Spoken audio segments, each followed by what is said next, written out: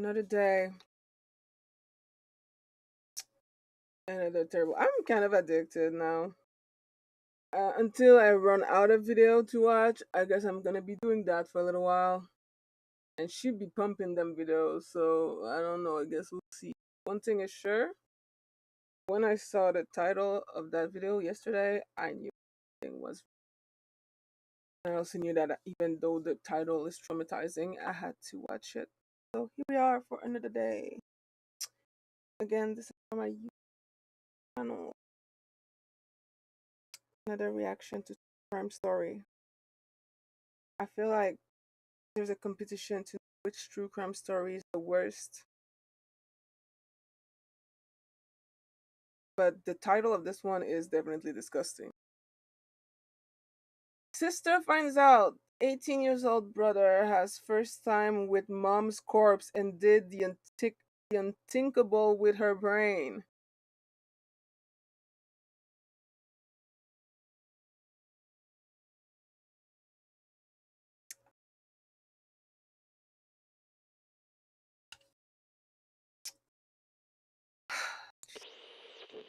Bada bing, bada boo.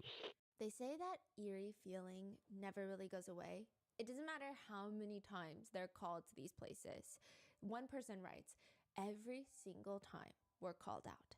We expect every single human we come across in life and every single human that we meet to be alive. And then you see someone and you are told that they're dead. All your brain does is process, oh, this person is no longer moving. And it's weird because logically you know they're dead because why else would you be here? But you also expect them to pop up or start moving after a while or start talking to you, but they don't because they're dead. Duh. One person gives some advice on how to deal with it. My first death scene, I went to sleep and I could still see their eyes. I had to take pictures of their eyes. I just had to remind myself it's a job. It needs to be done. You just have to make sure you leave all of the emotions at work. Do not bring it home with you. That is the job of a crime scene investigator. They have to be there to meticulously log every single detail and evidence, just taking pictures from every single angle, every feasible possible direction. Sometimes, even though the purpose is taking pictures of the evidence, there is so much thought that goes behind every single picture entered. In really gruesome cases, taking pictures of the extent of the gruesomeness, of the brutality, is very important. You need a ton of pictures, though, without all the quote unquote gore. Because they say if it's too gory, the defense attorney may successfully object to admitting a good chunk of the evidence pictures for the jury. So you need some that are probably going to make it to the jury, and then you need some that show the brutality, and then you need some that do a little bit of both. How does that even work? I guess if it's just too graphic, they could try to not show the jury. One person writes, it's a very tough job. Everyone that I know that's done the job ends up pensioned off with PTSD. I mean, constantly documenting the tragedy and the worst of humanity eventually takes its toll. Just seeing the images is quite different from actually being at the crime scene where the trauma and the grief and the violence is not quite so abstract anymore. With one confirming, since I've been in this field, we've lost on average one person every 18 months due to mental health. And what I mean by lost is not just a regular job turnover. Like they went and got a new job somewhere else that pays better. I mean, these people are totally unable to work at all in any field. They're gone and they're medicated. Damn. The photos typically come in at least 3 sets. Wide angle shots to show the jury typically the whole crime scene. Then mid-range shots to show a few pieces of evidence and in relation to each other and the whole scene. So if there's a knife next to a chair, you gotta figure out how to show the exact distance in a photo without letting the angle get distorted. Then you got the close-up shots of specific pieces of evidence. March 26th in Texas, officers arrive, and the first thing that they will later take pictures of is that little green door to the apartment.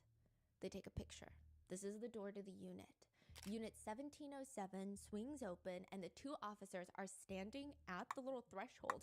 The maintenance worker that just handed them the key to this person's unit is standing behind them. He probably can't see what's inside. I don't know if he even wants to see. He's just kind of standing there. The first thing the officers see, though, is on the ground, there's a very large stain. It's a trail of blood on the carpet. The trail of blood goes from the living room, the leather couch, all the way into the hallway. Police! They walk in. They take a mental note not to disturb anything because they've got to get pictures of all of this later. But first, they need to know what they're walking into right now. They follow the blood, and it leads them all the way from the living room down the hallway to the right. And there's family photos throughout the entire apartment. They follow this literal blood trail down the hallway into the bedroom on the right. And on the floor there, right when you open the door, is the partially nude body of Kimberly Hill. There's this bloody hammer with a wooden handle laying next to her head, and it's pretty clear that Kimberly is deceased. I mean, this is the murder weapon. The report notes gaping wound on the back of her head. Obvious head trauma. The officer writes, I noticed blood and tissue on the floor. Brain matter was also on the floor next to the female along with the hammer used. The rest of the 2-bedroom apartment is quote unquote cleared, meaning there's no suspect. Whoever did this to Kimberly Hill is gone. CSI comes in to take photos. A bloody pink hoodie on the living room couch labeled as photo 29 in the evidence file. Inside the bloody pink jacket, a bloody hairband, also pictured in photo 29. A pink cell phone laying on the living room couch labeled as photo 30. Bloodstains on the hallway walls labeled as photo 9. Apparent bloodstains on the hallway restroom sink countertop labeled as photo 10. All of these have to be meticulously logged and documented. But the most intriguing picture that the police want taken are of a few notes left behind by the killer. The officers are leaning down. No. Is this for us? Because it seems to directly address the officers. It reads, chase me, and sorry for the mess, KD. Who Chase is me? KD? Later, when they finally catch the killer, they ask him, was I addressed to the police or to who? I was in a very playful mood at the time. But that's not the main note. The main note that the police are really alarmed by is left right at the entrance of the apartment. It's actually the first thing that you see when you walk in. The killer left it on top of the blood trail. So whoever comes in is going to read this note immediately. And it reads, don't lose your head. She may yet live, although I doubt it. Hurry, Desiree. Desiree is the 23-year-old daughter of Kimberly Hill, the woman who was murdered in her own apartment. So first of all, who would do this to Kimberly, and why are they now targeting her 23-year-old daughter? And is the killer going to get to Desiree before the police can? Well, I don't think so because we just saw a photo of her, but like, I mean, we already know it's the brother, so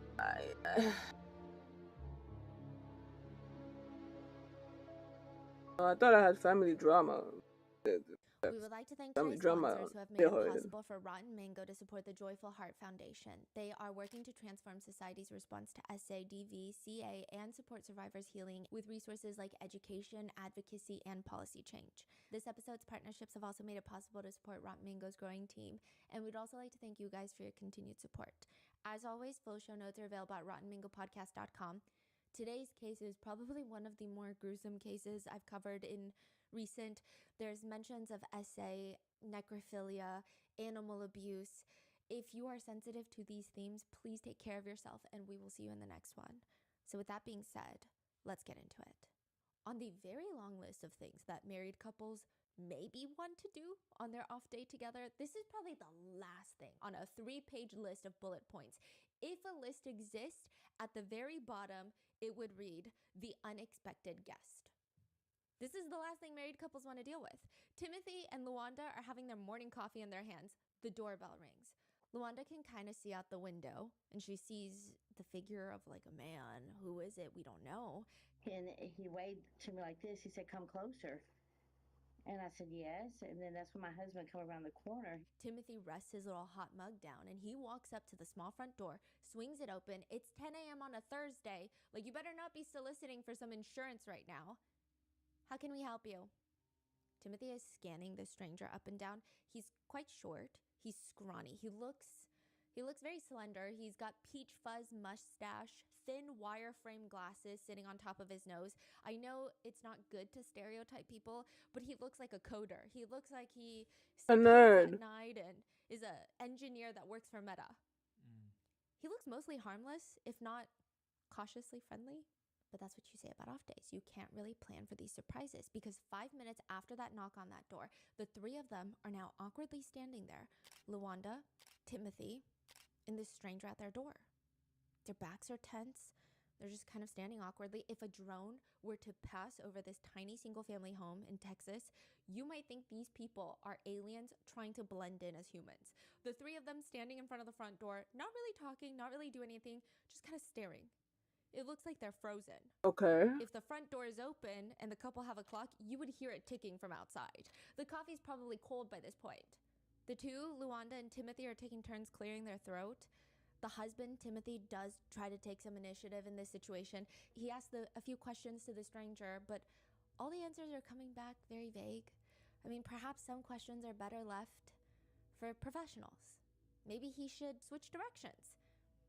Would you like something to drink? The stranger looks them in the eye, contemplates for a moment, and states, I'm scared of you. You're being too nice to me. I've never had anyone be nice to me like that. And then he just stares at them. Okay. Well, okay. I mean, there's not really many articulate things you can say back to that. Wait, they're standing and that's all is That's being it. said? Yeah. Okay. I mean, it's very strange. They just watch the stranger then stare off onto the quiet residential road, just waiting to get picked up. He kept turning his head looking toward the road, not actually eye contact with us. Luanda steps aside to call the stranger's ride once more because what on earth is taking them so long? The tension, the awkwardness, she can't even take it anymore. And then finally she sees the very first car pull up, then the second, and at 10 a.m. on a Thursday morning, the cars pull up to pick up this stranger, thank God. And even the stranger looks excited to be leaving. He's got both of his arms in the air, and people start running out of the cars, tackling him to the ground. Those people from the cars also look excited, but in a very different way from Luanda and Timothy and even the stranger. They pull his arms behind his back. You are under arrest for murder. When the cars rush off, Timothy and Luanda likely just sit on the couch in silence because what the hell just happened? A stranger shows up a random morning to ask to use the phone to call 911 to turn himself in because he just committed murder. And then they likely realize he never did tell us his name or who he was. Did he? Wait, they heard the phone call? He told them straight up, hi, can I use your phone to call 911? I just murdered someone. Then they stood there awkwardly. Luanda moved aside to call 911 again and was like, are you guys here yet? So they were really, really, really scared. Yes. How old are they? They're a middle-aged couple, 50s. Asked me if I'd call 911 if he had just murdered somebody. So I told my wife to call 911. 911, location emergency. And he wanted me to call 911 because he said he just murdered someone. Okay, and he's there right now? Yes, ma'am, I'm sure. And he said he murdered someone? Yes. I made sure and call 911 again because they were taking too long. All he told them was that he killed someone. Do you remember why he said he killed that person? And I said, why did you do it? And he just kept telling me lots of reasons. He wouldn't ever tell me why. 23-year-old Desiree is brought into the interrogation room with the two officers. One of them is very bald, by the way. A lot of people have commented that the center of his head, where he's bald, is very bald to the point where the fluorescent lights do, in fact, kind of sparkle off the top of his head. But that's neither here nor there. I point that out because he appears to not be a netizen favorite. Oh. They sit Desiree down on one of the chairs. Because remember, there's a note left for her. She's wearing jeans, a red tank top. She looks like she's getting ready to go on a run or run some errands, but she just got pulled here instead. Initially, when the two investigators sit her down, it's kind of hard to say exactly how they're treating her. It feels like she's being treated as a suspect in this case, just judging by the way that they're talking to her. She sits down. Isn't she a her boyfriend victim? is standing out of frame of the camera, and the officers break the news that her mother, Kimberly Hill, has been murdered. and Desiree slams her hand on the table and she's screaming, "Fuck." She gets up and she's hyperventilating, trying to calm herself down so she can sit back down and talk to the investigators.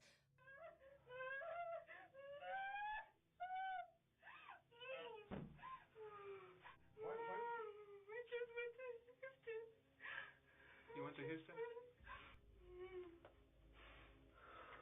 you like someone else? I will say it's interesting because you read a lot about people's responses to shock and grief.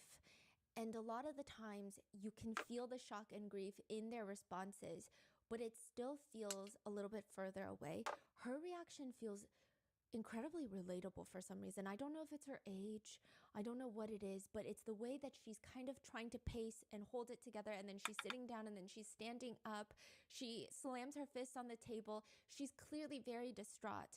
But oddly, the investigators seem to have very little sympathy.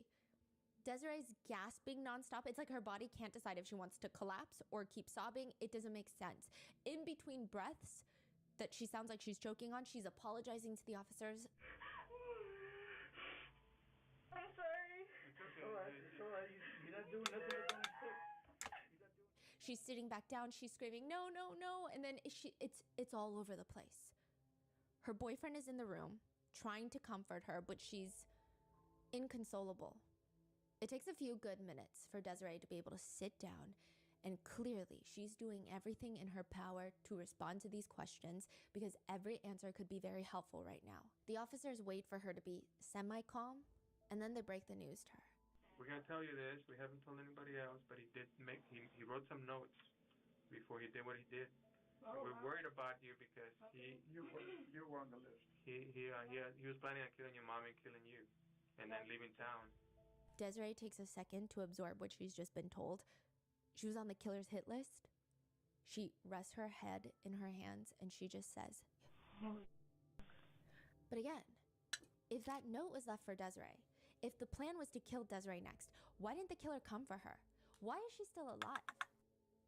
There's a lot of things hospice workers say that send a chill down your spine as you're working with these patients, and some of it isn't even the normal day-to-day working conditions. And of course, some of the older patients seeing things, people suffering from dementia, and they're talking to people that don't exist in the corner. Yeah, that's creepy sometimes, right? But other times, there are things that hospice workers just feel in their gut. Something doesn't make sense. Something isn't right. One person writes online, "One time, an elderly woman died, so they did the usual procedure. You know, they have the doctor declare it, notify the family, start to prepare the body for the night since the morgue couldn't get her straight away. We put a cotton ball in her nose and her mouth to stop any leakage. And just before her family comes, one of the staff members walks into her room, and the woman is sitting up and moving, very much alive. The staff member freaks out, obviously. We help this woman and then passes the news on to the family. And a few hours later, she died again. For real this time. Good We refused job. to start the process again for a while. I hit platinum 2 yesterday again. So now it's all a question of like, how long can I keep platinum, and can I keep climbing up? It's rough. The season is rough, but I will make it eventually. Oh, thank you for the subscription. It's appreciated. Sorry though, you're coming in at a time where I'm watching some horrible shit. Like, I'm getting ready to stream video games, and you know, I'm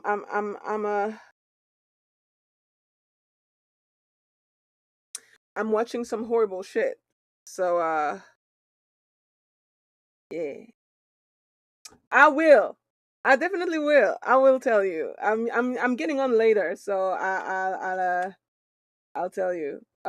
Wait, what is your in-game name though again? Because I have the memory of a fucking goldfish.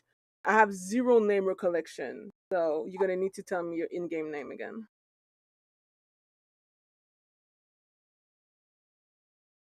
Yeah. Yeah. I mean, I watching you. Oh, okay, okay, okay. Okay, cool, cool, cool, cool. I gotcha. I gotcha for the in-game name, and yes, I've been enjoying doing my get ready with me while watching true crime lately, even though the stories are terrorizing me, traumatizing me. And yesterday, the story even made me cry. it's still like I can't stop it. All right, I got you.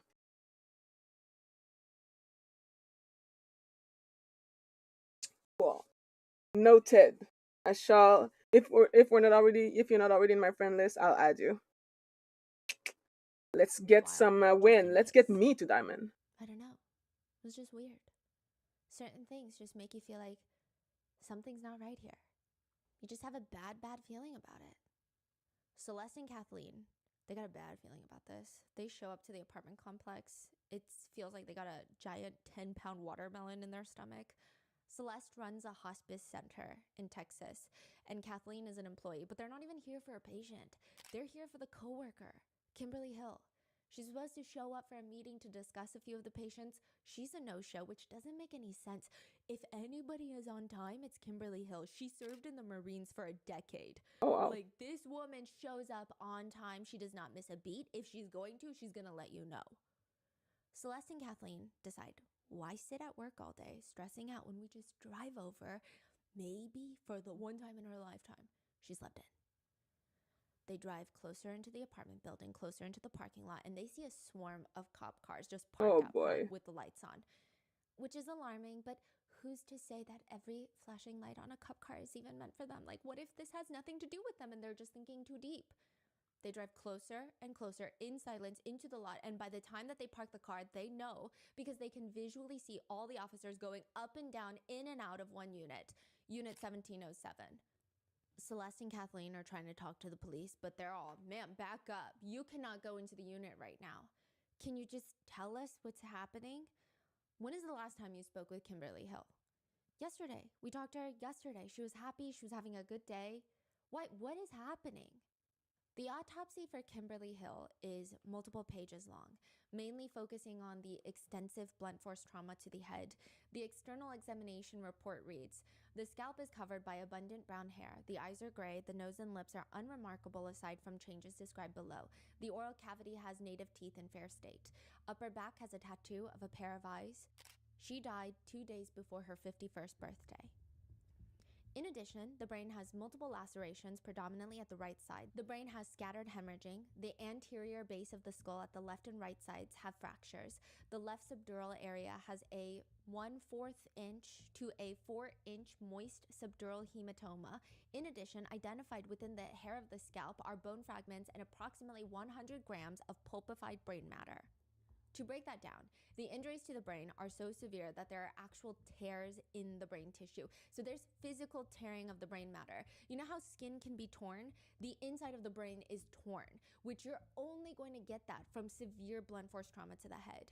Penetrating injuries where objects will break through the skull and tear the brain, or when the skull bone fragments pierce into the brain tissue. There's breaking of the bones at the bottom part of the skull. There's a brain bleed with pooling of blood. But one of the most alarming details in the entire autopsy is obviously the pulpified brain tissue. Brain tissue, in that sense, has become blended, and brain tissue is now being expelled from the skull. The brain tissue is outside the skull. It is in the person's hair.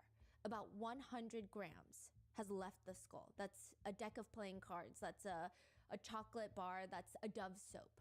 That's how much brain has been expelled from the skull and has pulpified. The detective working this case is trying to get some clear answers about the injuries to the victim's head, likely clarifying things from the case files. Is this in the front or the back of the head, the injuries? Top back, mainly? I mean, actually, the entrance wound is around here, yonder, here somewhere. The man explaining it to the detective is calmly, very professionally, almost gesturing to the back of his head. Is he the killer? Where the majority of the wounds are. Oh. Okay. Yeah. Okay, that makes sense. The two detectives are taking a moment to soak in this information. Then the detective turns to the man at the police station and asks, then so when you dragged her to the bedroom, you kept hitting her there? Yeah. The detective is not talking to the medical examiner. He's talking to the killer. The interrogation room is tiny. It barely fits a desk and 3 chairs. There's 2 investigators and the killer, the suspect. He's wearing black short sleeve t-shirt, wireframe glasses, resting his chin in his hand. The suspect's shoulders are even more relaxed than the investigator sitting across him. This looks more like a conference room that you book out in your local college for group projects. That's the energy of the way this guy is sitting. The detective looks at him. Think you want to kill us? Oh, no, rather, men aren't my thing, actually. Women? Yeah. Okay, do you have a girlfriend? I don't. I've never had a girlfriend. Clearly not. I tell you what, give me your fancy of killing a woman. Oh, your fancy killing would be your ace killing. What would that be? This is a little peculiar. I'm on camera. Okay, He looks up, stares into the abyss for a second. His chin is resting in his hand like he's thinking about a good steakhouse that he ate a few weeks back. maybe dressing up in a nice suit, sneaking into her house, disabling her boyfriend. I'd bring a pretty dress with me to dress her up in. I was always into strangling, but after that last blunder, I guess maybe something big and sharp would be more along my thing. Then I could, I don't know, probably decapitate her. Okay. I prefer my women dead. I'd dress her up. I'd stitch her up. Kind of try to work the head back on, perhaps. I don't know. Then I'd go to town, and it would be a night to remember. Mm-hmm. And then I'd kind of just burn everything and run for the hills. Okay. First of all, why did the police ask that question? I think everything about this confessional with this suspect so far indicates a serial killer in the making.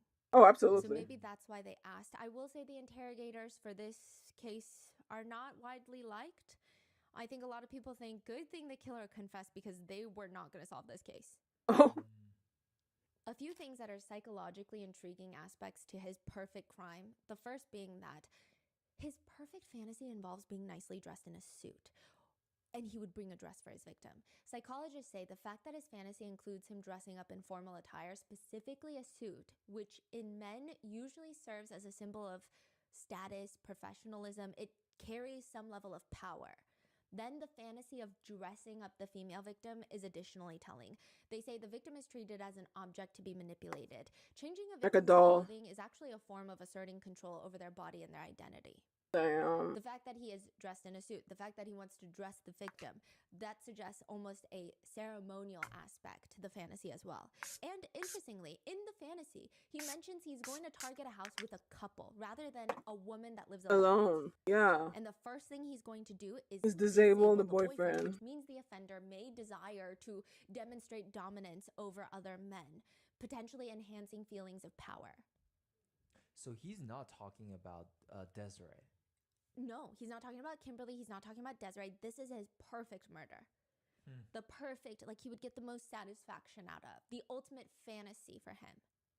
There's actually quite a My bit ultimate the fantasy investigators is have to go upgrade my off of on this computer. case. Like, what the killer fuck? even left a few notes for them. The two from the beginning of this case, one taunting the police, the other taunting Desiree, but a third is about the killer himself.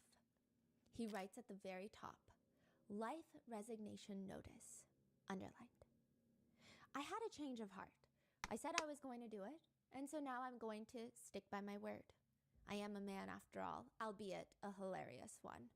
Too much damn work, so many obligations. Seriously, people. But most of all, me. By the way, I've always fantasized about murdering and R-wording you two. It's kind of funny how you never really know someone, not even your own son or brother. Bruh. Sorry for the bathroom mess, Mother. Good luck recovering from the shock, you two. Sincerely, or not, Kevin Jazrael Davis. Kevin Jazrael Davis is Kimberly Hill's biological son and Desiree's half-brother. And who is this letter addressed to? He's talking to the mom and the sister, right? Yes. But he just killed the mom. Yes. Or was this like meant for her to see before her? Yes. He thought about self-exiting. He wrote this letter, and then he changed his mind and killed his mom instead. The bottom of the letter, there's a little notation. P.S. I killed that stupid gray cat because I was bored one day. Sorry. Now, 10th grader, 18-year-old Kevin Davis is sitting in that interrogation room. Less than 10 minutes after reading Kevin his rights, Kevin is calm. One hand is resting on the armrest, the other is casually placed under his chin. Sometimes he itches his chin, sometimes he gestures to talk. It doesn't appear like he's nervous. He's just chatting, answering He's all the chilling. questions. Is she your natural biological mother? Yeah, actually, she is my natural mother. But I take after my father. He later goes on to explain, but he's not really in the picture. He's an idiot. He's an idiot. He looks at both the interrogators. I'd always loved my mother, I guess in the wrong sort of way, but a kind of love, I guess. Maybe some rage. Maybe just a little. But, He mentions to the two detectives in the room very casually. oh yeah, I lost my virginity to a corpse. What did he just say? Wait, what? He says the whole night starts because he asked his mom for permission. Permission for what? To die. Very beginning, I asked my mother for permission to die, or rather, kind of commit Sir? beating around the bush sort of thing. Because, well, that doesn't really matter why I wanted to kill myself. Sure does. I'm bored with life. I don't like life. I don't like people. I don't like living, basically. There's really anything depressing about it. It just is what it is. And so... See, that's the no. Listen. As someone with massive depressive disorder, I can kind of understand this sentiment, but I never fucking killed anybody over it. You feel me? Like, yeah. I'm also medicated, which is maybe, I don't know, maybe it's helping because like I don't think that I think he has a lot of issues, psychological issues. Because that's not what he said. What he said is understandable about wanting to die, but what he did afterward, absolutely. She said, basically, I'm a grown man, and what I do, I can't really stop me. She was distraught over it, of course. I mean, of course. Yeah, she said she'd cope with it. I mean, if you kill him, that's kind of why she wanted me to go away. Why she called my sister to come pick me up, and that's kind of why I just left. Not necessarily. I just knew it was time to act now or never. Now or never for what? Because she didn't want her son to kill himself? Turned it over, wrote a plan to kill both my mother and my sister, quite frankly. That's always been a thing of mine. I'm a bit of a pervert. Is it like a fantasy thing? It is, actually. So, that didn't happen. The best laid plans never work out, apparently, or at least the ones scribbled on a piece of paper. So how did he do it? Kevin starts calmly telling his version of events. Kimberly Hill, his mom, is sitting on the couch watching TV. Kevin approaches her from behind. He says, I tried to strangle her with a cord ripped from my video game console controller. That didn't work out too well. She started screaming, and so I went to her room, opened a drawer at the very bottom to the right. I pulled out a hammer. I went back into the living room, and, well, you kind of get the gist from there.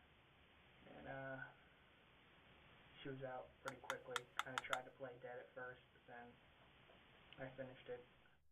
How many times did you hit her with the hammer in the living room? At least 20. Bruh. Then she was still alive. I dragged her into the room, as you probably clearly saw.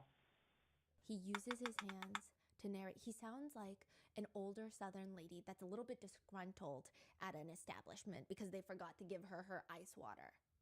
A little bit of disdain, but it's not vicious, just very casual. This is probably the second least entertaining part of his day. And then what did you do after that? Then I had sex with her corpse. Oh! Did you cut her? I did, actually. Have you ever done that before, like had sex with her? No, I haven't, actually. This is just the first time? Oh yeah, I lost my virginity to a corpse. Okay. He continues to tell investigators that after killing and committing acts of necrophilia against his mom, he took a bath. I took a bath before then. I really. Well, that's a little personal, but yeah, I needed to clean it off, and so and then I changed. Yeah. Okay. How did you come up with the idea of killing her and assaulting her corpse? Bro? How did I come up with it? Yeah. Yeah. It's been a developing idea.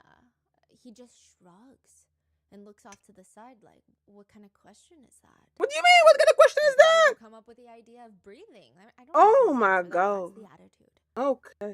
Kevin says he's always been fascinated by death. Well, despite how I ended her life, Bro, that I'm might be more fascinating. It's still fascinated not by a reason for doing that. more artistic ways of murder, the meticulous manner, the way they cut them open, just slice them to pieces with, such care, such love, and If you ever see a cow standing off to the side of the road, staring intensely at you for prolonged periods of time, just not moving, frozen, it feels like they're trying to remember you from a past life, the cow is staring into the depths of your soul, it's not a weird cow. It might just be mad cow disease. Oh, It's really? a neurological disease, and if you walk closer, you might even hear the cow grinding their teeth. Mad cow disease has a 100% mortality rate. It's terrifying. There's about 233 people that contracted a variant of mad cow disease from eating infected cows. And there is a similar one that only affects humans, and it doesn't start with cows. It's called Kuru. Hmm? Mad cow disease and Kuru are both prion diseases. Prion is a misfolded protein. Oh, And it just acts like a molecular zombie. And they get other proteins to get misfolded, and then they clump together. And then those clumps of misfolded proteins create microscopic holes in the brain. And it quite literally turns the brain into a sponge, like a Swiss cheese sponge. And okay. it can happen so slow. Sometimes symptoms can take 50 years to show. And when you feel it, Oh, there's no shit. stopping it. The fatality rate is 100%. Kuru is the so-called human version of mad cow disease. Oh, And at first you think, what is wrong with this person? Are they just having a good time? a good Because time. they have these pathological bursts of laughter. And it's so confusing because you're like, why are you laughing? Nothing is funny. I'm so confused. But then you maybe go with it because, like, maybe they're thinking about something funny, but they're not. Some people call Kuru the laughing sickness. And then the shakes start, the unsteadiness, the entire body is like vibrating while you walk. Additionally, the toes remain forever curled. The feet feel too painful to take too many steps. The term Kuru means to shake or tremble. And as your body is shaking, there are holes being made inside of your brain. And death is not quick. Sometimes it takes 3, sometimes it takes 23 months. How does a person Even know Contract that they have Kuru? that. That's Let's the kind of say shit that I would see in Doctor you eat a human brain. the Kevin is House. staring at the officers in the interrogation room, and something is not adding up.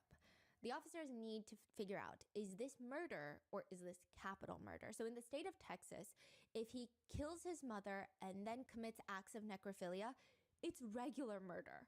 If he R-words his mother and then kills her, it's capital murder, because capital murder needs aggravating circumstances. So it's actually kind of sick and twisted, because you would think that both are capital murder, Right? but it's not. So they're trying to ask these clarifying questions. So she's dead by the time that he drags her into the bedroom to assault her corpse. Is that the story? Kevin is explaining that he attempted to strangle her, then got the hammer, and then dragged her to the bedroom and then assaulted her. He says that his mom tried to act dead, but he knew that she was still alive because she was making noises. Quote, she was still snoring like a baby.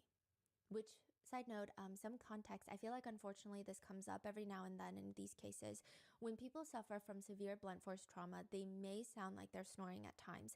It's a very specific type of breathing that almost indicates that they're actively in the dying process. Yeah. If it sounds like someone is snoring after blunt force trauma to the head, death is likely imminent without immediate intervention. The condition generally takes 2 breaths to several hours to progress into just ultimately no more breathing. Bruh. So that's why this will happen a lot more with children. When parents kill their own children, they'll think that the child is sleeping because of the snoring noises, and then they'll die. It's not snoring. Kevin says he decides at that point to take a knife, a steak knife from the kitchen, and stir her brains with it. That is the words he used. Oh, that knife. Actually, I used that to stir her brains up a little, but then that didn't really work out, so I just kind of decided to delve on in, and I kind of wormed my hands into her brains to kind of just cut it. She was still snoring. Okay. So she was still alive? She was still alive. And you went in there and you kind of grabbed those brains? Yeah, finished it. Like he stick the knife through the wound in her skull to stir her brains. and that's why the part Yes, is pulverized, pulpified, yeah. And then, so when you dragged her to the living room, to the bedroom, you kept on hitting her there? Yeah, kind of. That's where that's when you reached in and grabbed the brain? Yeah, I kicked at it a bit. Then I just, that was kind of silly, but then yeah, I just decided to reach in and kind of just do it. Later, a psychiatrist from Kevin's prison will testify to the jury that, quote, he used the hammer to kill his mother, and of course the skull split open. He wanted to make certain that she was dead. He stuck his hand in the skull and mixed up the brains, and then I think he told me he got a knife and mixed them up as well. Then he said it felt like pudding, like putty, the texture, the consistency of the brain tissue.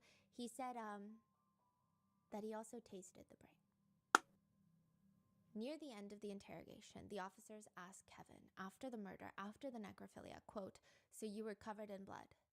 Oh yeah, I was covered in blood. My glasses, everything was a mess. Do you feel bad? Clearly not. Your mother? Clearly not. Yes, but I wouldn't take back what I did. It's strange, really. I did love her. Right. In a way.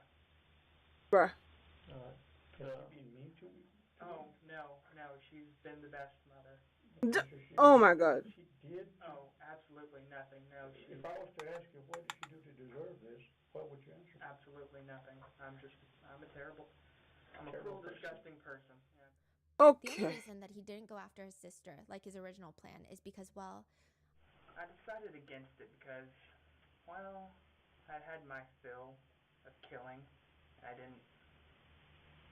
Seemed a little much. Mm-hmm. A little too excessive, yeah.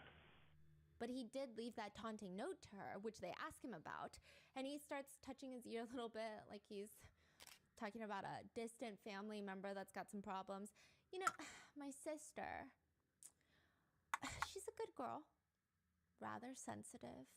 I knew she would lose her head if she kind of saw that. Bruh. But then you wrote that note. You knew your mom was already dead. Oh yeah, I knew it. Were you just messing with Desiree that she might still be alive? And my sick sense of humor, okay. I was pretty well off my rocker by then. Clearly. Do you consider yourself mentally disturbed or crazy? Do you consider yourself any of those things, or you think you're just okay? Like you just have some bad thoughts? I'm not mentally disturbed. I'm sane. I know exactly what I did. I know that it's wrong in the traditional sense of wrong. Now I feel vaguely kind of like I'm done. So you still feel like you're done with your mom? You still feel like you want to keep on killing to keep on the other fantasies, or how do you feel? Kevin takes a moment. He sighs. I came here to pay for my crimes, so I guess I should continue with the truth. Mm-hmm. Truthfully. Yes, definitely. I would kill again. Mm-hmm. Wow. If this is how bad 18-year-old Kevin is, if this is how unstoppable, like there was no sign. Somebody not notice. Exactly. Nobody said anything. Police like, are trying to figure that out. How? All Kim told her close friends was, yeah, sometimes she has problems with Kevin because he doesn't really like going to school and he just wants to play video games, and he does kind of seem like a loner with no friends, but that's it. The detectives ask around, they all say the same thing. Some of them even say, I thought he was a good kid. In the interrogation room, they ask Kevin, how do you do in school? Pretty mediocre. I never really could muster to even really care. I guess I excelled in English for all that was worth. Okay. How about sports? No, I don't like sports. Desiree says while Kevin has never been violent or abusive to anybody, he just seemed like he had some social issues. She says he was kind of born different. He had severe ADHD. He doesn't really have any friends. His dad is no good, but he was never physically abusive or anything like that. He would pop off at the mouth and tell my mom crazy stuff like, "Fuck you, you fat bitch." porch, like stuff like that. And she would just let it eat her alive. Desiree was on the phone with her mom the night of the murder. She says, my mom told me that they got into a fight and Kevin was just being disrespectful and just saying some really hurtful things. She told me she would call me when she felt stronger. Do you know what the fight was about? It was something as simple as like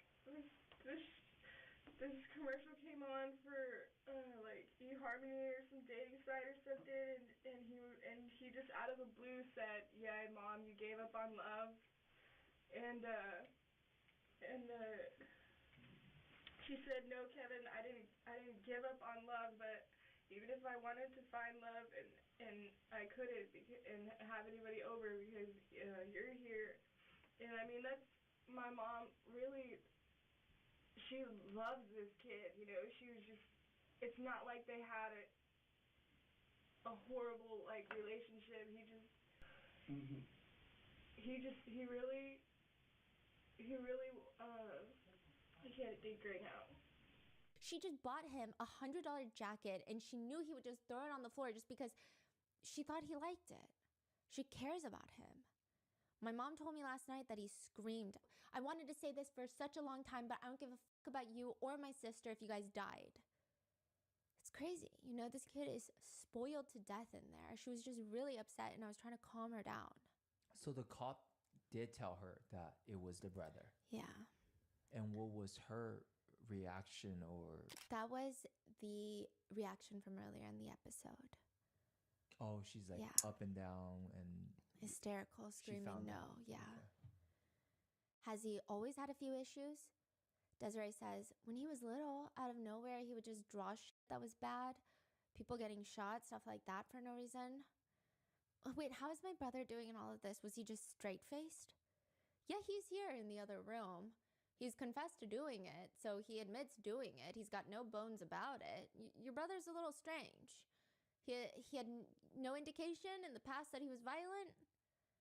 I mean, we've had fights face to face where we were screaming at each other and he's never hit me. He's never ever done anything like that. I've never seen him really get so angry to where he'll even punch in a wall. I've never seen that. The detectives oddly laugh. You're the one that punches a wall, right? Yeah, I mean, there are issues. He would talk about if they had a fight, like, I'm gonna self-exit, blah, blah, blah. And one time my mom did call the police and they did take him to the hospital. They confirmed that Kevin has no girlfriend, no friends in general, and he spends most of his day on the computer. Now, side note, experts do not believe that Kevin would have ever self-exited. Even his life resignation notice, which is supposed to be the last letter he leaves his family, he writes, "Good luck recovering from the shock, you two." His self-exit, had he ever done it, would have just been to hurt others. But he decided, I'm just going to hurt them directly instead. Right? The detectives asked Kevin, did you ever tell anybody else what your plans were, what you wanted to do to your mom and your sister? No, but over the years, there were hints. As a younger boy, I was a lot dumber, a lot more angsty, you know. I said things, but I guess they basically brushed it off. I guess the hints were everywhere, but they're my family. Family looks past that kind of stuff, or they try to not look at it. Mm-hmm. Later, Kevin is asked about committing necrophilia and if that's the first time that he's done any sort of, they use the word sex. They ask, you've never done that before? Kevin has his chin resting in between his thumb and index finger and he looks down. Then he taps his index finger on his face, his chin 3 times, and says, well, I guess since I'm being quiet about it, I might as well tell you now. And it's on the note too, the PS part. We used to have a gray cat named Claire. Oh yeah, bestiality is a thing of mine too. Now you know. Oh my God! I strangled it, I drowned it, and then I cut it open, and you know the rest. You kind of get the rest. You had sex with the cat, with the dead cat. Yeah, ripped it open, stuck it in there. Yeah. Okay. To the cat. To the cat. Corpse. Yeah. Okay. Have you ever done anything with a live person? No. So that's your thing. Having intimate relations with live people don't turn you on. It's the dead part. Dead person, dead animal, that's what turns you on? I don't necessarily mind. I don't have standards or morals. Body's a body, and in the end, it's a piece of meat. I guess it's harsh to say, but... Near the end of the interrogation, Kevin is asked, Anything else you want to add? about what happened that's important that we should know? Not really. I'm sure interested in other colorful details. What? Bro, Yeah. What? So a lot of people what are is confused happening? why Kevin turned himself in. The plan was to kill his mom and then go kill his sister. He decides not to kill his sister. He said he thought it was a little much, a little excessive.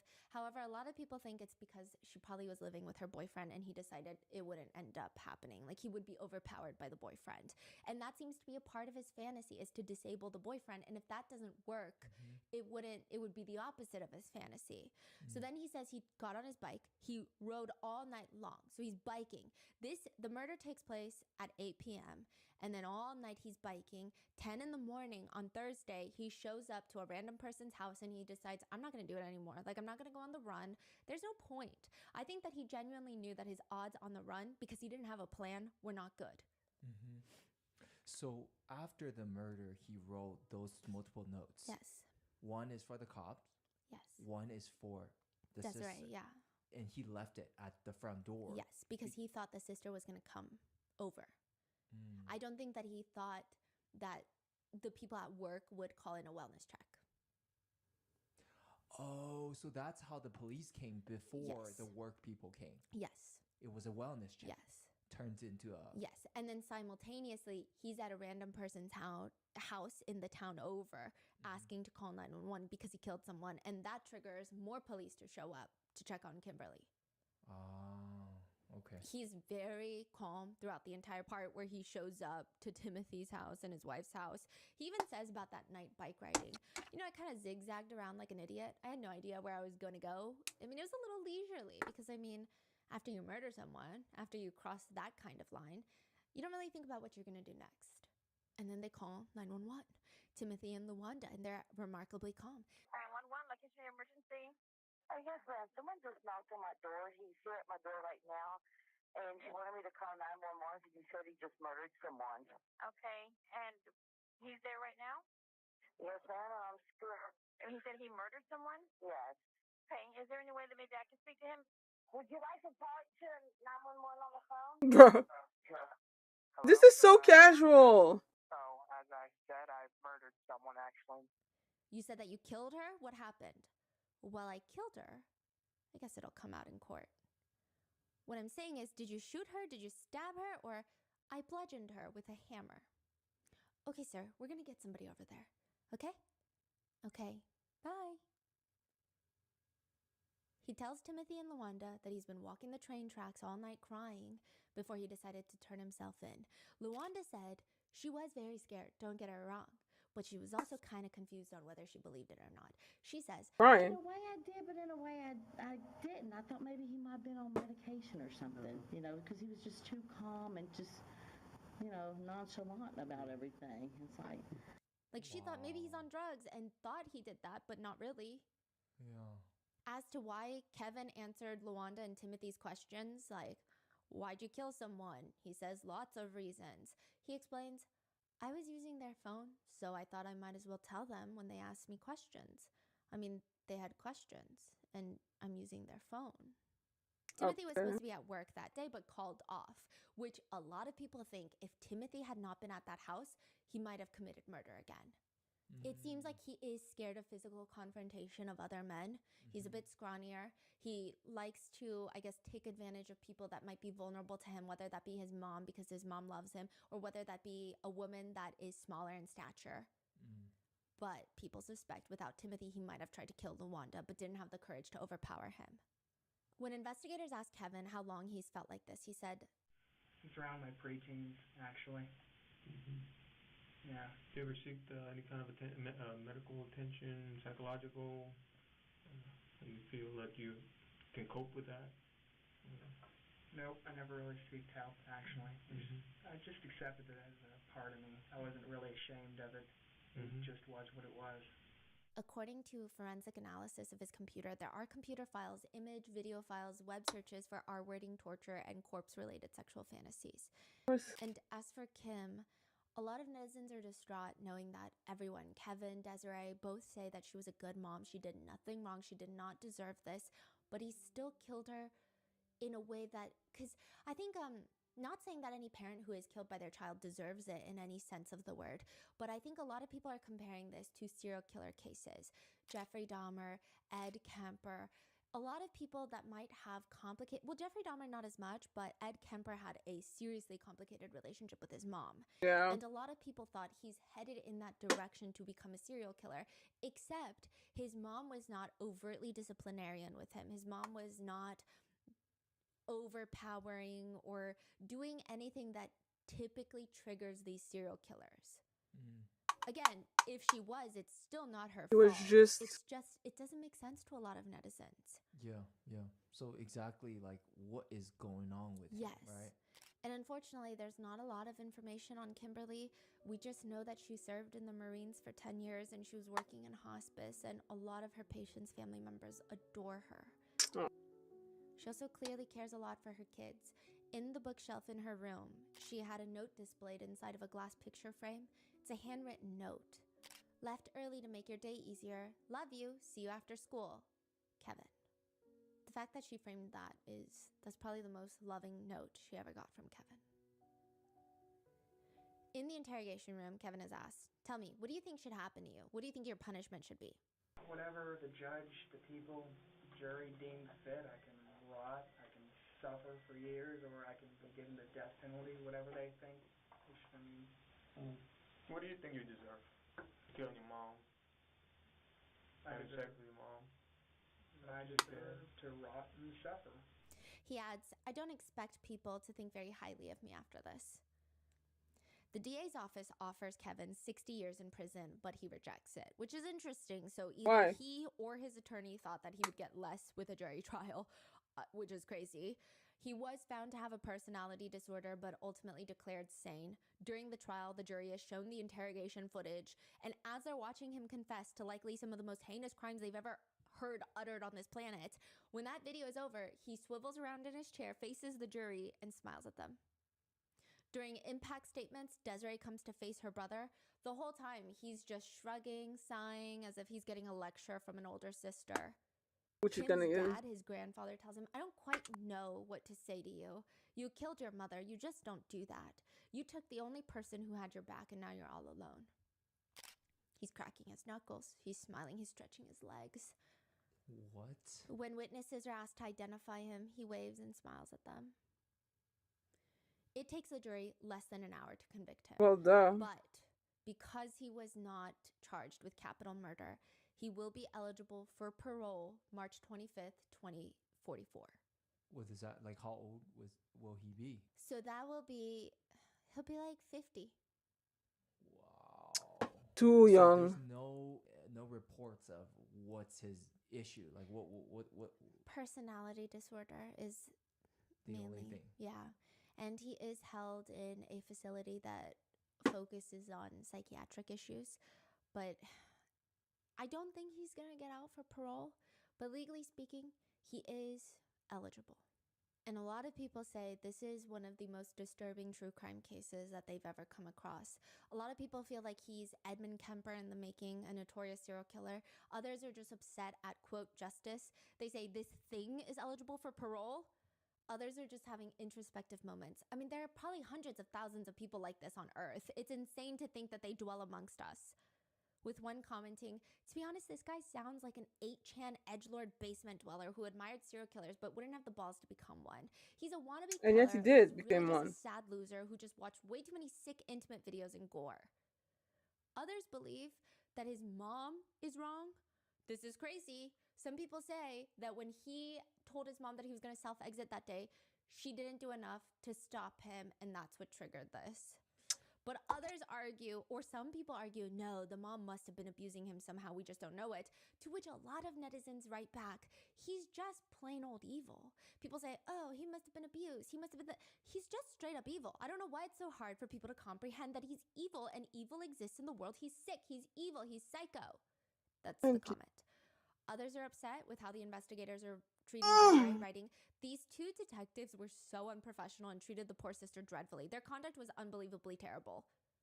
With another comment agreeing, great work by the cops for making this as traumatic as possible for the sister.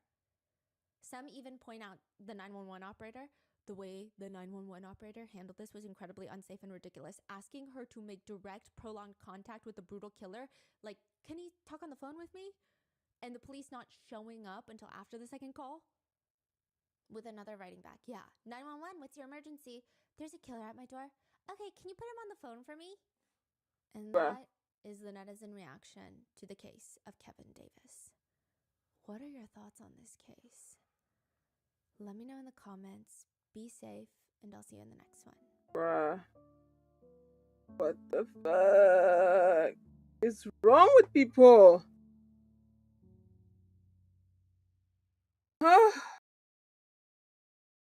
That's disgusting. Oh! Oh, I wonder when this one came out. Anyway. Oh my god. Okay, let's finish this fucking Ruby Frank series. I did that because I need some help cleaning. I just have house guests coming tonight. So I said, yeah, that'd be great. Could they come clean? And she said, yeah, they'd love to do that. Do you remember in part 1, Ruby was obsessed with them cleaning? And like they would clean the baseboards. That would be punishment for them. Yeah. It's crazy. Also, Pam's husband has the energy of a potato that has all of those green sprouts and is probably poisonous. He is told that Ruby Frankie, the mother of the 2 teenage girls that he likely just watched scrub his floors, was arrested for child abuse. He says, the biggest thing that bugs me is that my wife is sitting in a patrol car. That's the thing that gets me. I feel bad for my wife. She's sitting there, and this is the first time in the world that I've ever had a police car sitting in my driveway. I got all the neighbors driving by. Does Sir, no one in this your entire town children. have their head screwed on straight? Who cares about what John from down the street thinks? Get a grip, everyone. Your friend was arrested for child abuse, and you have 2 of her kids in your home. He also goes on a whole unsolicited rant about drug testing. He comments that there's so many officers at his house now. This is like what happens when there's some big drug bust or something. You can run a background check. So, wait, I feel like I missed something. Self-loathing, deeply damaged woman, trapped in an environment in which she felt compelled to conceal her true nature, surrounded by women who she couldn't have, women who were married to men she resented. In her mind, this was her only path to justice: crush the sperm donors and liberate the females. Other people think Jody's bad, but it's still Ruby and Kevin's duty to protect their own kids. A lot of netizens say that you can brainwash each other. Yeah, you can, all you want. But nobody could brainwash them into harming their kids. That's what netizens with children feel. One person comments, when the little boy was asked who put the duct tape on him, who poured pepper and honey into his wounds, he told authorities it was his mom. Another netizen writes, she was happy for the kids to be abused until she was caught. Then it was someone else's fault and she was controlled by Jody. I think she's worse than Jody. She allowed her own children to be abused, and that's gross. Or another reading, does she not realize she's worse than Jody? These are her kids. She tortured her kids for years and enjoyed it. One netizen comment says, crazy that when Jody was possessed, she invited her into their home and Ruby slept in the bed with her, comforting her. But when her kids are, quote, possessed, she chained them up and almost took their lives. I would say that most netizens believe that both Jody and Ruby are equally at fault. And yes, Jody has been wanting to do this to people. She had been doing this to people like her own niece, Jessie Hildebrandt. But Ruby clearly had something deep inside of her that let this happen. Adam, another victim of Jody's from part 2, says, now here's what I do want to say. I don't like Ruby Frankie, but I don't know her. I just think that you have to be a selfish person to fall for Jody's stuff. She's got a certain kind of carrot that gets a certain kind of people.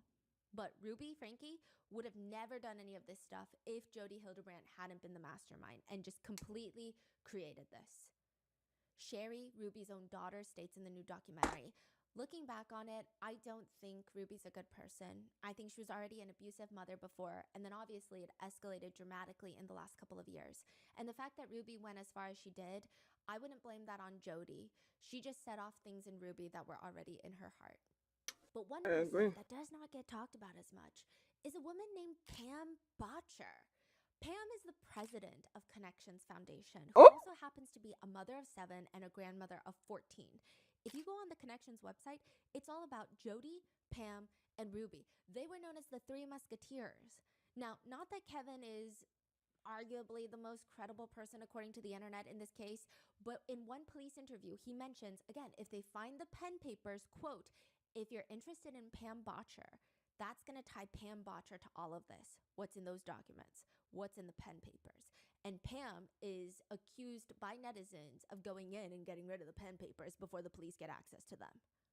The two teenage daughters were found not in the Frankie house.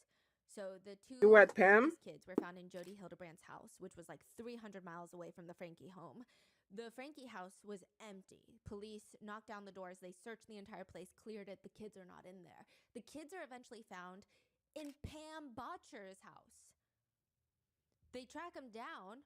They find the two middle children, the two teenage daughters, and they're asking Pam, why do you have these children with you? And she says, well, I'm having guests coming, and she came and she did some cleaning for me.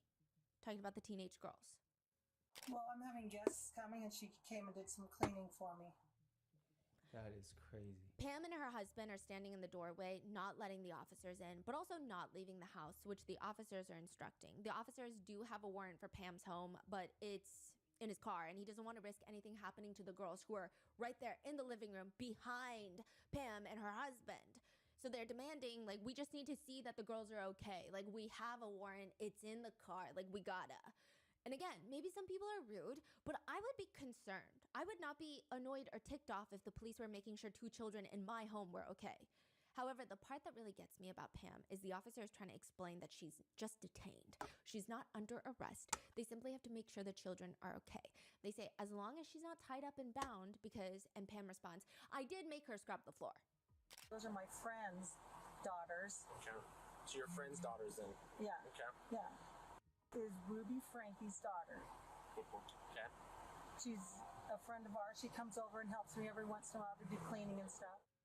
And they vacuumed and stuff. And I have company coming tonight out from Costa Rica, but she did do this on her own free will. Pam claims Ruby called her earlier to ask her to pick up the girls because she had a family emergency. Didn't go into detail on what it was according to Pam.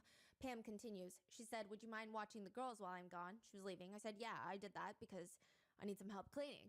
I just have house guests coming tonight. So I said, yeah, that'd be great. Could they come clean? And she said, yeah, they'd love to do that. Do you remember in part 1, Ruby was obsessed with them cleaning?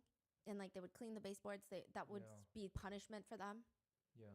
It's crazy. Also, Pam's husband has the energy of a potato that has all of those green sprouts and is probably poisonous. He is told that Ruby Frankie, the mother of the two teenage girls that he likely just watched scrub his floors, was arrested for child abuse. He says, the biggest thing that bugs me is that my wife is sitting in a patrol car. Right. That's the thing that gets me. I feel bad for my wife. She's sitting there, and this is the first time in the world that I've ever had a police car sitting in my driveway. I got all the neighbors driving by. Does nobody in this entire town have their heads screwed on straight? Who cares about what John from down the street thinks? Get a grip, everyone. Your friend was arrested for child abuse, and you have 2 of her kids in your home.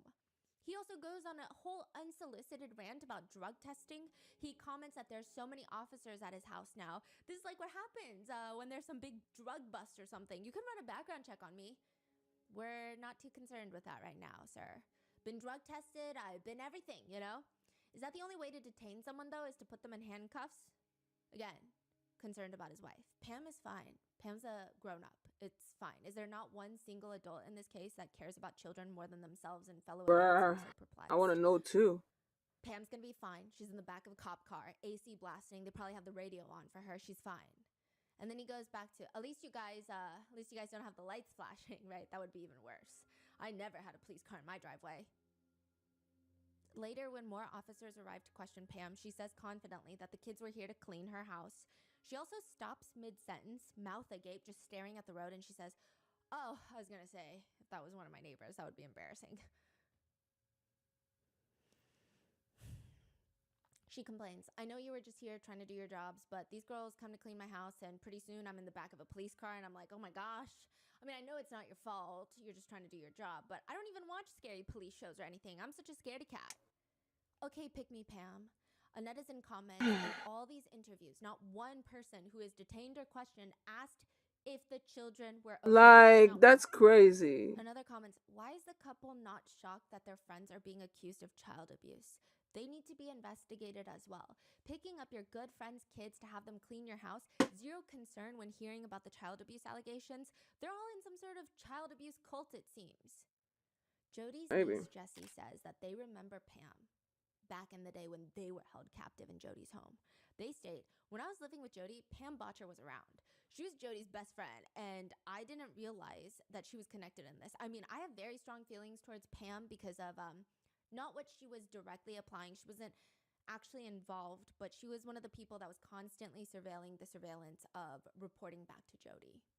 Sherry states in her book about Jody, Ruby, and Pam, and not in like an accusatory way, but she just states they were the three musketeers of the apocalypse, ready to follow each other literally to the ends of the earth. Again, any and all allegations against Pam Botcher are completely just netizen speculations. She has not been charged of any crime, nor has she been considered a public suspect of any case, but it's just something that has made people think. Which brings us to Kevin. Now, I do want to mention one thing about Kevin. I think Kevin is very complicated. I know a lot of people online seem to have very strong opinions about Kevin, especially with this new documentary coming out. I don't think it's doing him any favors. And I'm hoping to summarize both sides. But it seems like Kevin is trying to be a part of his children's lives. But more importantly, his children are working on rebuilding their relationship with Kevin. And I think for that alone, I don't think it's my place to have an opinion. Fair enough. In defense of Kevin, one Reddit post reads, "Please help, Connection Solitude Program. Has anyone heard of the Solitude thing? I have a friend who is in the Connections group for over a year, and I've seen the extreme negative effects that it's had on his self-esteem and overall happiness levels, and it seems to be destroying his marriage. But recently, things went up 10 notches when he sent out texts telling his family and friends that he will no longer be communicating with them at all, and he wouldn't be communicating with his own wife either.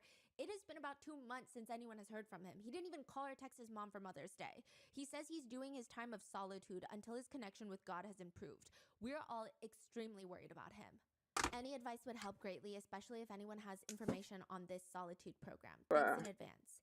One person comments, "I'm so sorry. I also drank the Kool-Aid for about 10 minutes. I think the individuals who are doing this, they're trying to set boundaries. So I get the feeling the more you pry and try to have contact, the more they see this as control." So they're saying this is a thing that Jody does consistently. She forces men out of their families and refuses to let them have contact with any of their family members. So people think she was trying to do this with Adam Paul Steed from part 2. Maybe she did this with Kevin Frankie as well. Really? Kevin was asked by authorities why he and Ruby had separated, and he said, "The reasons are because of ways that I treated my wife and of my own addictions that I was working through and seeking help on with So a lot of people in support and in defense of Kevin think that the same thing that happened to Adam is now happening to Kevin. The same process. Sherry does write in her book that Kevin even noticing an attractive woman at the gym was evidence of his astronomical level of distortion, and even speaking to a female coworker would be an unspeakable crime. Kevin later states, "I think it's relatively easy for somebody out here who's armchairing this and looking at this experience going, well, why didn't he just do that?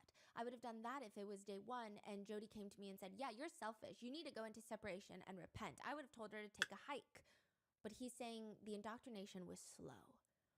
He's asked, why didn't you stand up to say no to this nonsense? He says, I know. And I know. And if I dwell on that question, it eats me alive. So some netizens think that he's just a weak man, but likely not vicious. They think that he sounds remorseful, and he's probably in a lot of pain that, we as netizens cannot really relate to. He says, "I'm incredibly grateful for the heroics of my son in saving his life, his sister's life, and probably his other sisters in our family as well. He was truly a hero." It's a lot to deal with every day. The questions of what if, what could have been, what should have happened, what I should have done, what others should have done. It haunts you, and it's my struggle and others to learn how to deal with that and to do what we can to make the best of our lives moving forward. Right. Sherry would state, which I'm not saying I think she's forgiven him or defending him, because he can be a weak man and still be a horrendous parent and could face legal repercussions. I'm just saying. She writes, "Kevin had as much autonomy as a wet noodle in a hurricane." But many more netizens think the main difference between Kevin and Adam is that Adam actually fought for his kids. Kevin did not. Which brings us to the big group of netizens who are not Pretty fans of much. Kevin, which it does get worse by the documentary's release. A lot of netizens are hung up on the fact that he talks about Ruby as if she is God's gift to Earth and he will always put her before his 6 children. He says, a lot of people will look at me and say, how could he ever do that? I would never do that. But for those who respectfully ask me about that and say, how could you? My response is that, well, who do you love more than anybody? And sometimes it's a child, The sometimes it's a kids. spouse. They say, and I say, well, what would happen if that individual that you love more than anybody started to go a different way and was inviting you and encouraging you? Would you just easily be able to let them go out of your life and say goodbye? Is that what Kevin you has did to your asked, do you kids? still love her? He says, definitely, I've always loved her. Even though she abused the kids, you still love her? Oh yeah, the actions that she did are atrocious, but I still feel a longing. I miss her. All the delivery rooms, all the moments holding our children. It's easy for the world to hate that woman. And so many people want me to join in on that chorus, but I cannot turn off all those other memories. How do you make sense of all of this? This really is a story of love, of hope, of family, but this is also a story of deception, of control, and ultimately, it's a story of faith. If you put your faith in the wrong hands, you could lose everything. Yep. Many netizens just can't get over the fact that, sure, call it faith, call it love, call it the devil, call it whatever your heart pleases, but how can you find out from the officers that your children are emaciated, have been taken to the hospital, and instead of asking how they are, demanding to see them, asking what you can do to support them, how do you just sit there and tell the police that you trust your wife? Some netizens, for a lack of better words, they just find Kevin a little bit hypocritical. In a recent interview, Kevin says, Another thing that I hope people think about after watching this is the role that social media and the internet plays in our lives today. Oh, shut the fuck the up. truths, the falsities of it, the dangers that can come when you place yourself or your family or your children into the public spotlight on social media, which is completely valid. But a lot of netizens are confused. Like, weren't you the man that wanted to sell your soul to the YouTube overlords for $85? He says, there's a lot of incentives out there today to do that, but I hope that people realize and really stop and recognize, is this really what's best for my kids? Not just financially, but emotionally and psychologically. Didn't know you Now, cared. Kevin has said that he regrets putting his children online and the whole family vlogging era of his life, but people think, I He's mean, full of it. yeah, you could try to be an advocate against family vlogging, but I think the way that he talks about it, people are saying you don't show enough remorse yet. You just kind of go into like advocacy mode. It feels weird. Many netizens also think it's strange that Kevin is just acting like vlogging was just Ruby's thing when she was the one primarily vlogging, yes. But it seemed like he reaped the financial benefits of putting their children out there. And the worst part is, in a recent interview with People magazine, he said, the things you see that are concerning in the documentary, such as the sternness, the yelling at the kids to get them to comply in the filming, and those kinds of things. I think a lot of people that aren't familiar with family content creation would look at that and go, that's horrible. That's abusive. And it is abusive. But what I want people to understand is that was not unique to our family. I don't know a single family content creator that did not have interactions like that with their children. With one outraged netizen writing, "Sir, it is abusive, but we weren't the only ones doing it." Is that your... Also, raising your voice is not the same as grabbing your child's face out of anger, as he saw her do while recording it. Others comment, "I didn't know it was that bad." Sir, you were recording. Make it make sense, please. Another comment reads, "A gentle reminder that Kevin Frankie ordered a cease and desist to anyone who raised concerns about the children's safety and tried to have his oldest daughter arrested." Kevin's attorney would argue for Kevin that Jody was the one that made sure he never saw the kids because, quote, she knew how much he valued their marriage and valued their family, and it was his desire to be able to get back with the family and preserve the marriage. The attorney continues, "He's a very gentle guy, and no one's ever made any allegations that he's ever physically abused those kids or anyone else. He just wants to do what's best for his kids and get them back, get them under his tutelage and his fathership to protect them."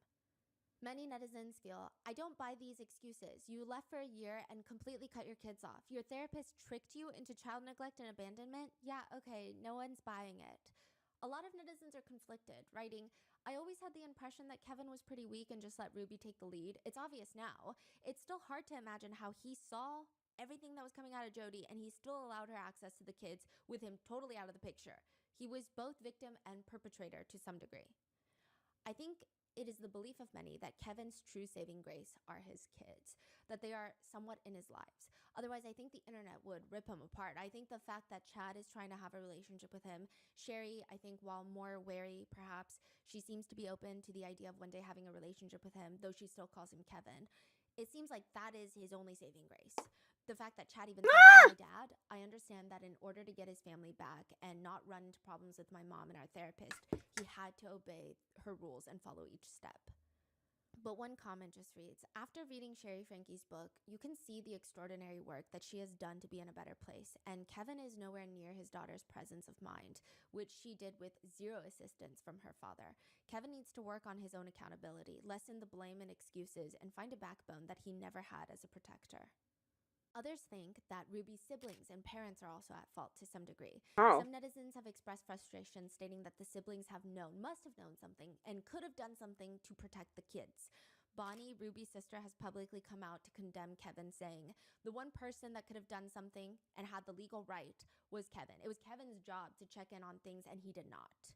She also posted a video titled, I am not my sister, I am not my sister's crimes, which a lot of netizens didn't really like the title of that video. I mean, I get it. I get it. A lot of people were coming on to the siblings saying, how did you not protect your nieces and nephews? But at the same time, I think Read the room? myself, it's unhinged. Ruby's siblings explained that for the past few years, Ruby and Kevin have pushed them out of their lives because they all hated connections. Bonnie says, my thoughts towards Ruby and Jody and Kevin and connections is that it was all bullcrap. It was complete indoctrination of this thing that they created. I don't agree with how extreme they are on everything. I knew they were weird. I knew that they were off. Those are the things that we kept quiet about, because what was I going to say? What was I going to do? I was not going to come out and publicly say that I don't like my sister and I don't like what she's doing and I think she's weird. That is what we kept quiet about. Julie, another one of Ruby's sisters, says, we all saw it. We all felt weird about this Jody lady. We weren't comfortable with it. We didn't like it. We didn't like the teachings Ruby was bringing to the family functions, and we were this close to telling her, if you come to our family events anymore, we do not want to hear what you were learning through connections because we don't like it. We never did say that to her, but we thought it. Anyway, so 3 years ago, Ruby and I hung out bottling tomatoes, and then a few weeks later, crap hit the fan and she left the family. She did call my mom and yelled at my mom on the phone for 45 minutes and accused her of things that were not true. Basically, I'm here to say that I had no idea what was happening. Like Bonnie mentioned in her video, we are not going to let Ruby destroy another thing in our lives.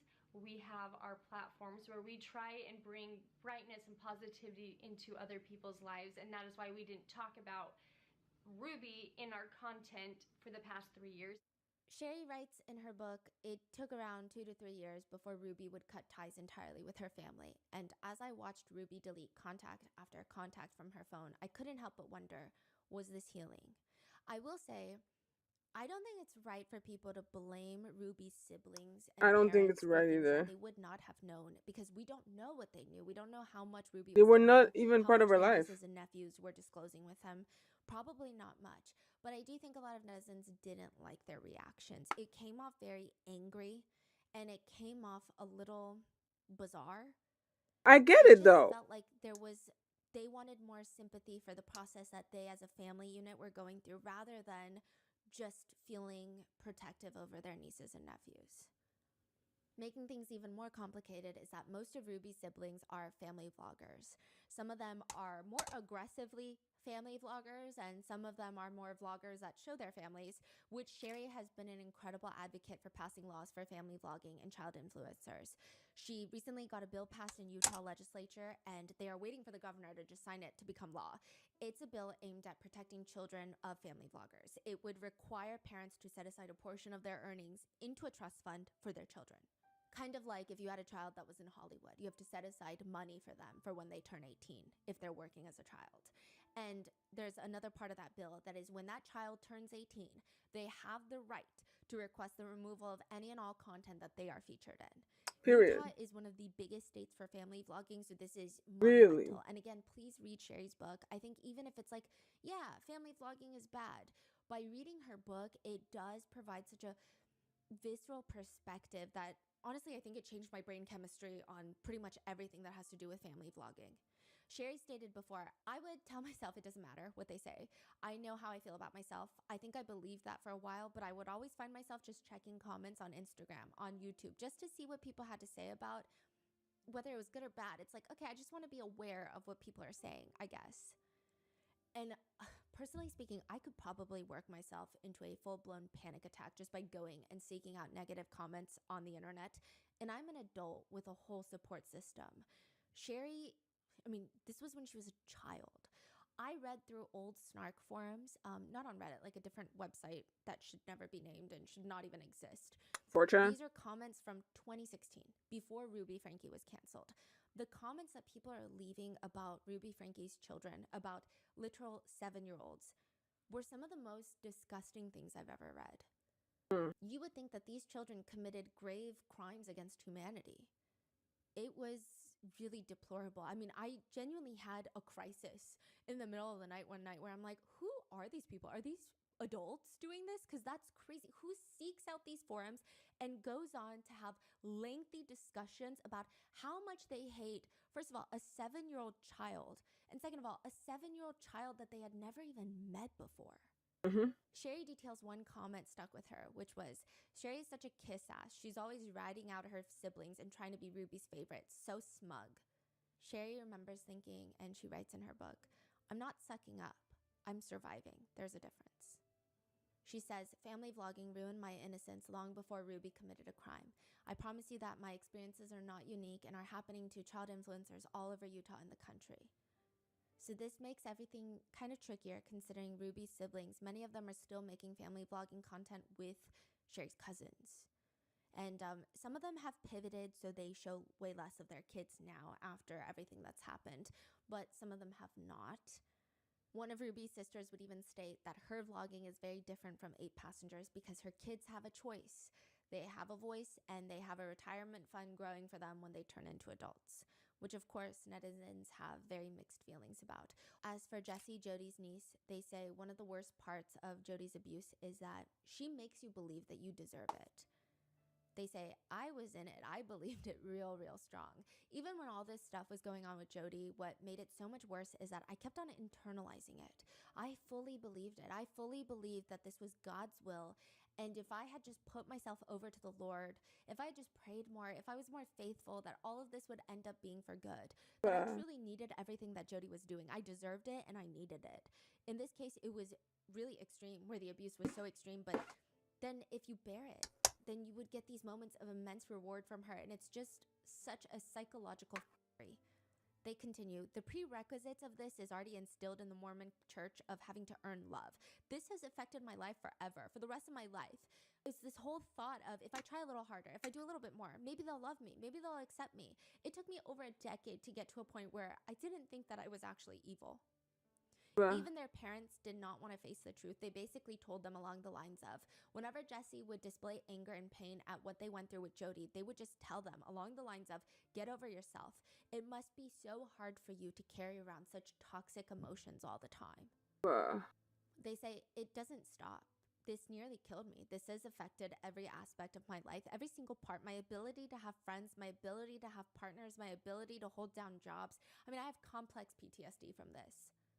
Remember how in part 1 we went over how Ruby decided that the 2 youngest kids were not going to have Christmas presents because they were getting the gift of love and boundaries. Same thing happened to Jessie under Jody. Jessie says, it sounds like such a trivial thing, but no one gave me attention on my birthday.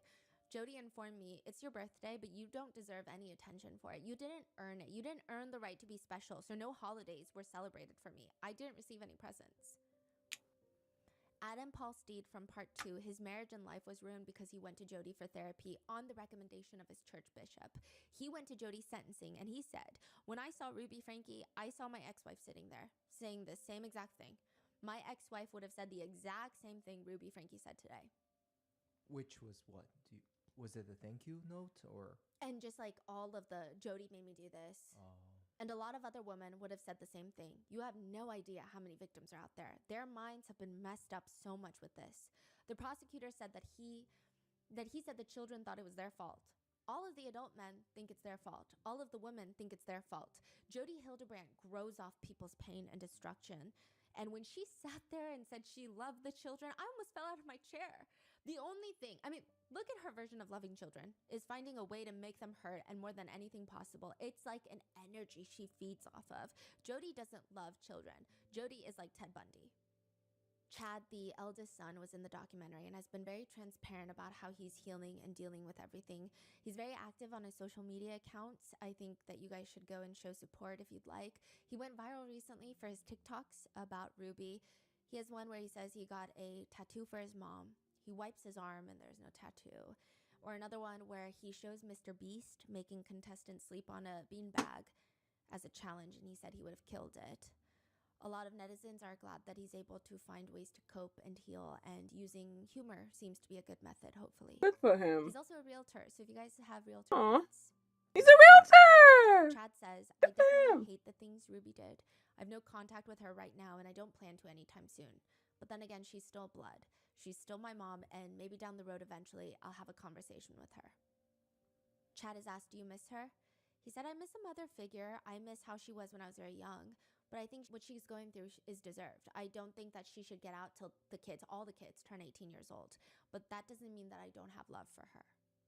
It's Sherry complex. attended Ruby's sentencing. She said, I said I was not going to look at Ruby. I don't care to see her. So I just stared at the judge the entire time. I personally have seen too many crocodile tears from her, so I can't say whether she's sorry. Sherry is asked by the documentary, where are you right now with Ruby? Where are you at with Ruby? I will never talk to her again. Whether she's the most apologetic person in the world or not, that doesn't change anything for me. We have one childhood and one mom, and that was mine.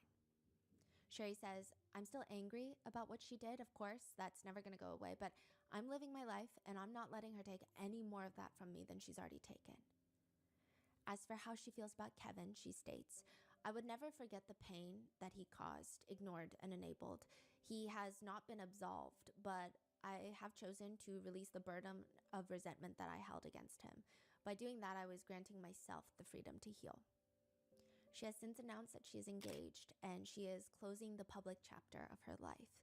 She will no longer be sharing details about her future husband, her future children, but she will be posting about all the work that she's doing to protect children influencers and children that are used for family vlogging content creation. And hopefully she'll write more books. Even if they're fiction, I know that she's a huge history buff. I would read every single thing that she writes. She's an incredible writer. She has such a witty yet vulnerable voice. The way that she's able to balance it, even when she's talking about such personal, heavy topics, I think is a skill that most people don't have. So again, go get her book. Kevin has since filed for divorce. He states that he requested that Ruby stop reaching out to him. He says in an interview, the last letter that I received from her from prison was maybe in March or April of last year, and then I requested the Department of Corrections to ask her to stop writing me. I didn't want to hear anymore. I didn't like what she was saying, and I'm not going to share that. That's between her and me, but it just didn't feel right, and it didn't feel good, and I'm very angry. I'm still very angry, and I need space, and I need time.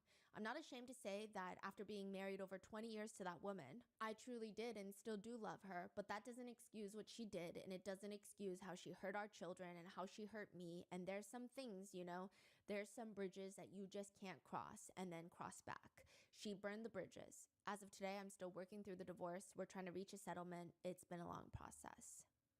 All right. It appears that he has moved back into the family home and is currently seeking custody of the 4 underage children. Jessie Hildebrandt, Jodi's niece, that was tortured prior to Jodi and Ruby teaming up to inflict maximum amount of pain on children. They are now a tattoo artist in Seattle. They say they're kind of like a grandma. Honestly, they just like to stay home, make sourdough bread. They say it's an uphill battle of becoming happy and successful in the wake of no familial support and severe abuse. It's just inexplicable to describe. In a lot of ways, I do feel really lucky that I have been able to create the life that I have and to have the friends that I have, the chosen family that I have. I feel very fortunate.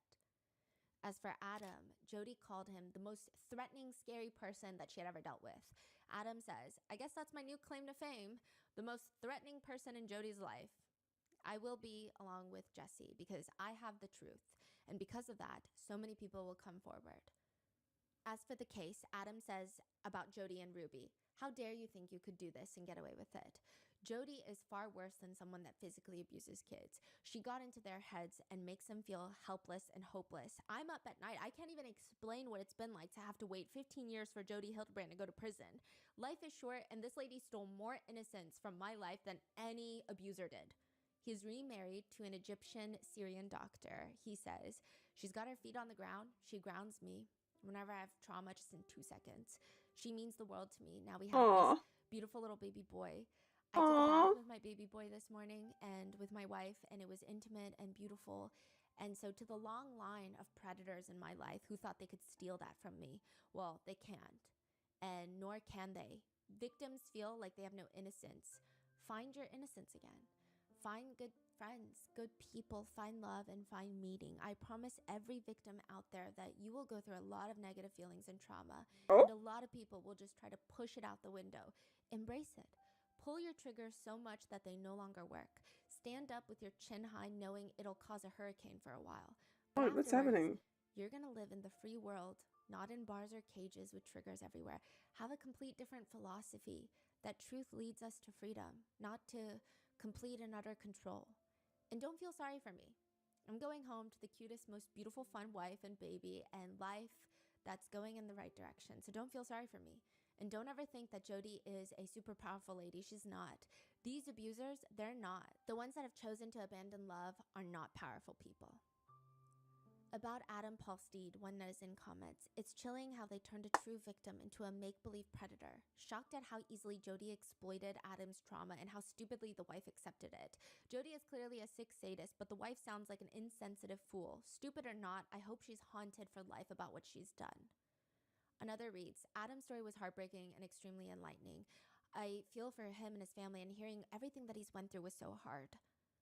About his ex-wife, netizens are divided on how to feel, but most agree. I think she was victimized and controlled by Jody, but her behavior was unforgivable. Exactly. The system failed Adam, and she and her parents and Jody tortured an innocent man. As for Ruby, one netizen just puts bluntly, she has about as much empathy as a doorknob. I would also agree that I don't think Ruby has ever been a good mom. I don't think she's ever had it in her to really be selfless. I don't think that's part of Ruby's DNA. For Jody, one person writes, regardless of how much prison time she ends up serving, one day she's gonna die alone, and no one will be at her funeral unless it's to piss on her grave.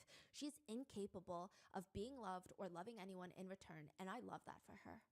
Others were just shocked at Jody Hildebrandt's actions. Even her niece has stated that some aspects of Jody, if it weren't so evil, so depraved, and so vile, it would almost be funny at how ridiculous Jody Hildebrandt is. Netizens are having a bit of a field day with the footage of her pretending to be possessed, with comments reading, she's the girl at sleepovers that pretends to talk in her sleep.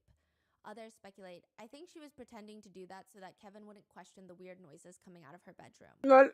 Or another, the secondhand embarrassment I felt knowing she was so committed to the bit. Or another reading, girl, you are too grown for this. And that is the case of Ruby Frankie and Jody Hildebrandt. What are your thoughts on this? When do you think that they're going to get out? Never. Let me know in the comments. Hopefully, but I know they will. Sherry's book, and they're white women. I will see you in the next one. Stay Justice safe. love white women. Especially when they repent or whatever the fuck. I don't know, bro. Woo! So I'm done with my makeup. I have updated everything else, I guess. And yeah. I'm gonna go eat something. I'm gonna come play a little bit of video games before bed.